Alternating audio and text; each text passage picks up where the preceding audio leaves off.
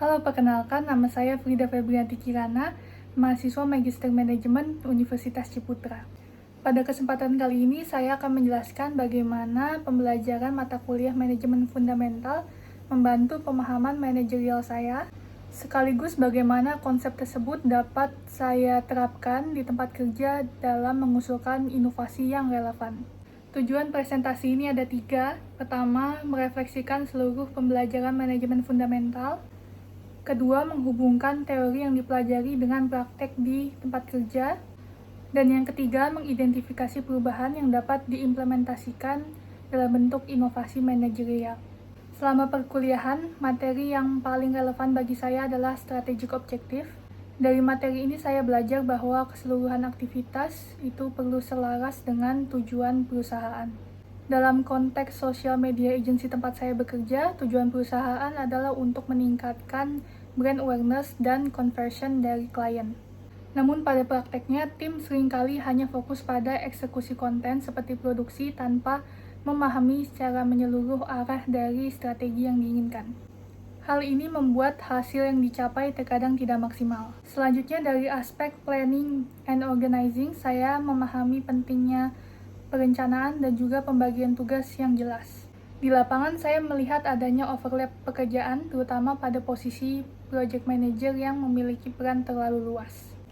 Hal ini menunjukkan bahwa fungsi organizing belum dilaksanakan secara optimal, sehingga berdampak pada efisiensi kerja dan beban kerja yang tidak seimbang. Kemudian dari aspek leading dan communication, saya juga menyadari bahwa peran middle management tidak hanya mengelola pekerjaan, tapi juga mengelola komunikasi antar tim. Materi whom and how to communicate ini sangat relevan karena bisa dipraktekkan dalam mempelajari komunikasi dengan tim internal dan komunikasi dengan klien.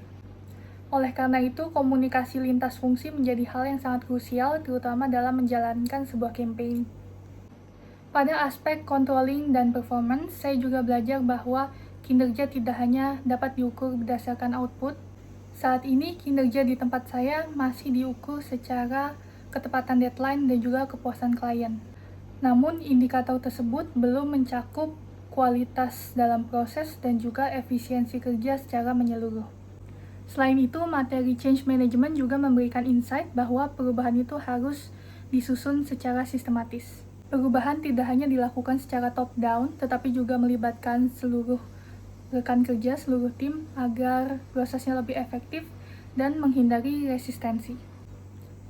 Hal ini relevan dengan kondisi perusahaan yang masih butuh berkembang dan membutuhkan banyak penyesuaian. Kita melihat kondisi perusahaan saat ini, strategic objektifnya sudah jelas, yaitu meningkatkan performa digital klien.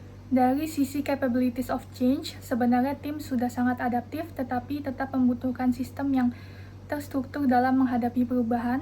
Sedangkan dari strategic proses sudah jelas, yaitu alur kerja mulai dari meeting, pembuatan brief, eksekusi konten, dan juga uploading dan hingga reporting. Berdasarkan hal tersebut, saya mengidentifikasi beberapa masalah, seperti overload tugas pada project manager, kurangnya pembagian peran yang jelas, serta proses kerja yang belum terstandarisasi. Hal ini menunjukkan adanya gap antara strategi yang dibuat dengan eksekusi di lapangan. Sebagai solusi, saya mengusulkan adanya perbaikan dalam alur kerja dengan fokus pembagian peran yang lebih jelas, pengurangan pekerjaan manual, serta optimalisasi dalam workflow.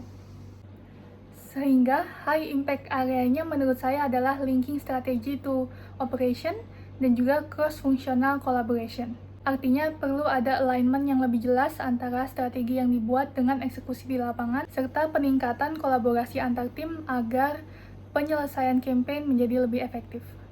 Dalam konteks ini, peran saya sebagai project manager atau middle management menjadi sangat penting, yaitu menjadi penghubung antara strategi dengan eksekusi, fasilitator komunikasi antar tim, serta menjadi problem solver dalam masalah operasional. Peran ini menjadi kunci agar perubahan yang dibuat dapat dijalankan secara standar oleh seluruh tim.